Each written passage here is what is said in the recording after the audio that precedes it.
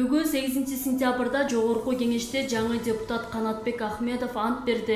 Жогорку кеңештин депутатынын ыйгарым укуктарын аткарууга киришип жатып, Кыргыз Республикасына берилгендигимди билдирип, Конституциянын мыйзамдарды аткарууга ант беремен, деди Ахмедов.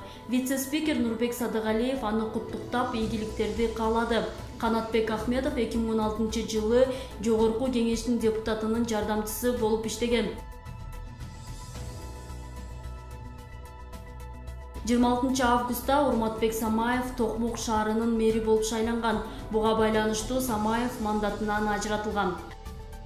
Индонезияда абактан өрт чыгып 40 адам каза болду. Бул тууралуу аталган өлкөнүн юстиция жана адам укуктары министрлигинин түрмө департаментинин маалыматына таянып, чет элдик басмалар жазып чыгышты. Маалыматка караганда, бүгүн 8-сентябрь таңга маал Индонезиянын Бантен провинциясындагы абактан өрт чыккан. 122 кишиге ылайыкталган блокто баңгизатка байланыштуу кылмышка шектүүлөр бар болчу. Алардын арасынан 40 адам каза таап, 73 адам жеңил жаракат алган. Өрт толугу менен өчүрүлүп, абактагылар эвакуацияланды. Ал эми өрттүн келип чыгуу себеби азырынча белгисиз. Бирок электр зымдарынын кыска туташуусу себеп болушу мүмкүн.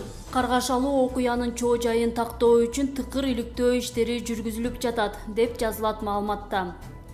Футбол боюнча Кыргыз улуттук курама командасы Бишкек шаарында Палестина жана Бангладеш курамалары менен биргеликте өткөн 3 улут кубогун жеңип алды. Ак шумкарлар 2-сентябрда Палестинаны 1-0 эсеби менен жеңсе, кечээ 7-сентябрда Бангладешти 4-1 эсебинде жеңип, 6 упай топтоп турнирдин жеңүүчүсү аталды. Экинчи орунга Палестина курамасы 3 упай менен жайгашса, үчүнчүгө Бангладеш курама командасы жайгашты.